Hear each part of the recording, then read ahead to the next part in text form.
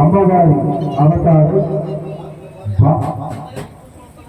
శ్రీ లలిత త్రిపురాసుందరీదేవి అవతారంలో అమ్మ దర్శనమిస్తుంది.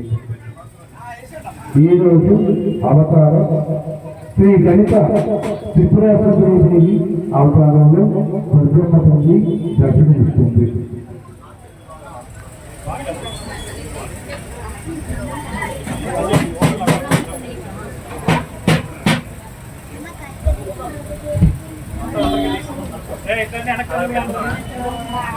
ఈరోజు అమ్మవారి అవతారం శ్రీ లలిత త్రిపురాసుందరీదేవి అవతారంలో దుర్గమ్మ తల్లి దర్శనమిస్తుంది.